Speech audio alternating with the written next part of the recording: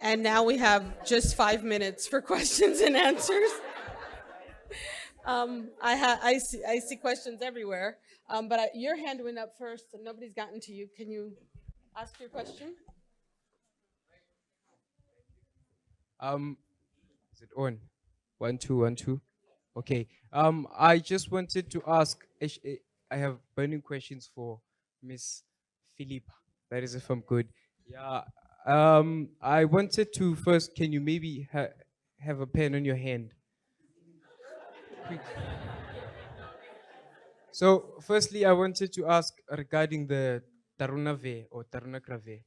So, the drug was, we were on another CAB meeting, and then they highlighted that the drug was available. And then what made the drug to drag is that maybe they were making it a second option for second line patients. Ne? And then only if they made it the first option for second line patients, the drug would have been maybe smoothly introduced or even maybe fast tracked along those lines. And then I also wanted to ask around TAF. I think the TAF in relation to HIV positive people, it was for people who had low kidney failures or something around that. Can you please clarify around that? And also I wanted to ask regarding the cabotegravir long-acting injectables. I heard that there were options. Maybe it might be a long-acting pill around about 3 months, 6 months, or even 9 months. And maybe there would be an implant or there will be a long-acting injectable. Can you please also clarify around that? Thank you.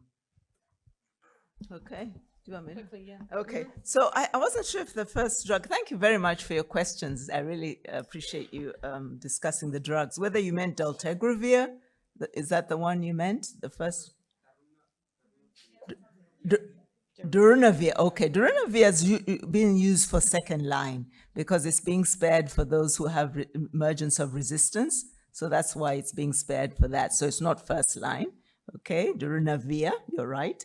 Then TAF is like tenofovir, but has less effect on the kidneys, okay? Less toxicity on the kidneys, and they found that it's actually as effective or efficacious. So that's why many of those centers that can use TAF in the 3-drug combination, DTG, tenofovir, and 3TC, you can actually use TAF. And that's what's being recommended if you can access TAF, that it has less toxicity than tenofovir, TDF, on bone and also on kidney. And then the long-acting cabotegravir is being used for prevention. The studies are out in MSMs, in women, in adolescents. And now the question is, how do we scale it up in the community? How do we get it approved for our different countries? I don't know where South Africa is in that process. And then who's going to pay for it so that people can actually get it for free, as people ask. And then there's the oral islatravir, which I talked about, which is still being used but had some toxicity issues, so was put on hold, but they're still working on other drugs. Okay? Yeah. Oh, sorry. I think I didn't explain the first question quickly around DRV. Yeah. So I was just saying that DRV is used for second line patients. Yes. And then our healthcare providers, they're using it as a second option. That is why it's dragging to be introduced in South Africa. Okay. And then I was hoping that maybe if they can prioritize that drug for second line patients because it has high resistance barrier. Okay. And then for regarding the long-acting injectables, I was specifically focusing on the infected population. Yes. Yeah, Okay. thank you. Thank you. So quickly, the long-acting injectable plus rilpivirine is going to be used as treatment. The studies have been done. So again, it will be cost. And then the one for second line, it depends on your country and the source of funding to be able to access it. But I think we can be activists and try to get it. Yeah. Thank you for your point. Okay. Oh, should I go?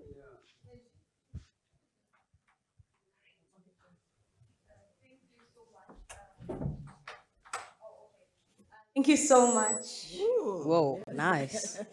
Thank you so much for that presentation. I always have a lot of questions when talking about prevention and the research pipeline, and that was actually beautifully explained. Top of my questions, the first one is, how far are we with the HIV vaccine? Having seen we recently got so quickly the COVID-19 vaccine, are we still working on that?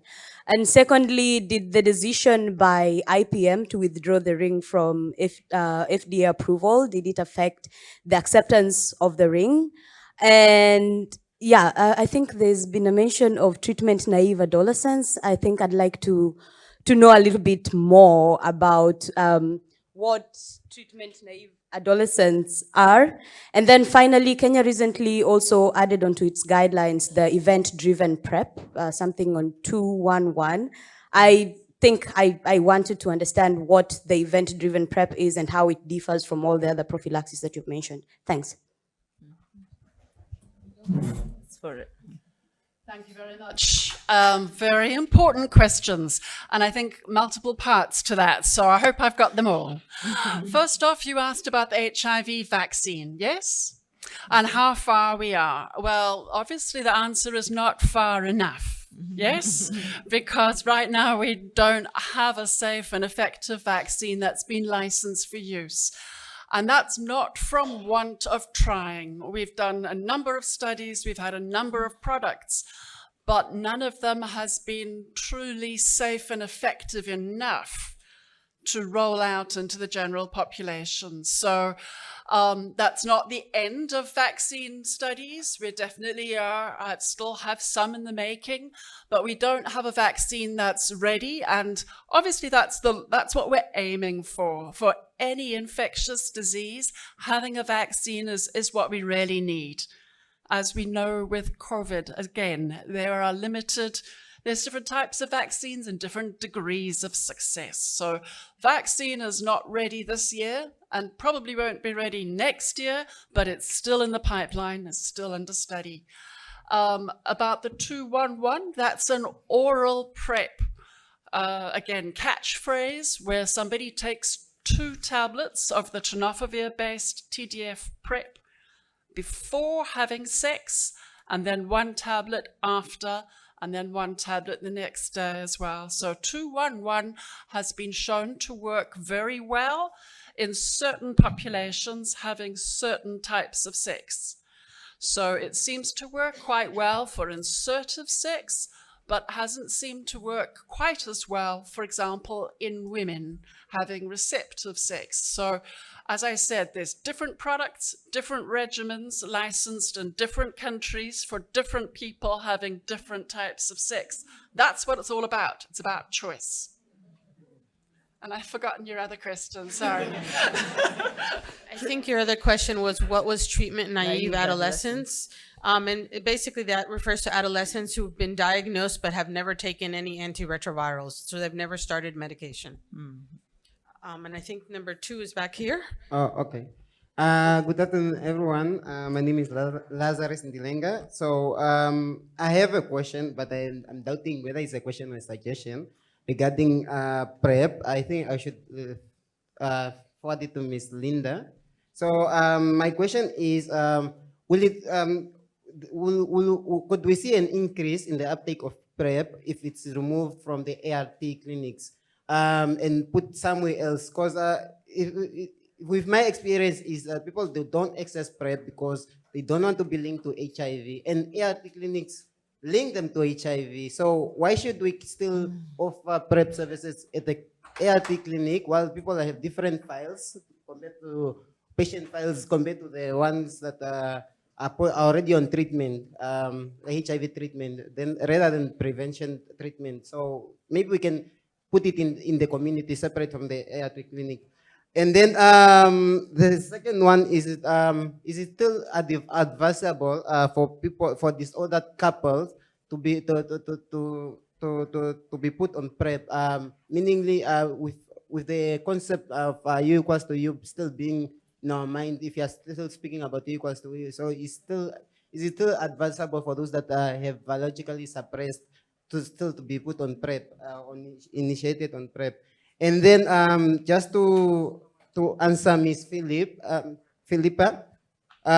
Sorry for that if I pronounce No, it's the name. okay. So you asked what do we want? I remember that on the national guideline, and this what I want, and young people in the room, 80% of them can agree on this one. We really want, on top of all that, yes, we want certificates, biologically suppressed certificates to appreciate us for suppressing our viral loads. So, so I think it should be something that should be added to every national guideline for ART. After virological suppression, for maybe 5 years, give me a certificate. Okay. Okay. All right. Okay. Thank you so much for that. I think it was a comment, but I think we'll take it into consideration because remaining virally suppressed when you're an adolescent is a really big achievement, very big. So I agree. We can do a certificate for sure. And likewise, a comment about prevention. And as I said, we still need to work out how to deliver these products and where and when, by who. So thank you. That was a very important comment. I know there's a lot of folks with questions, and we'll be up here after because we're out of time. Thank you so much. Thank you.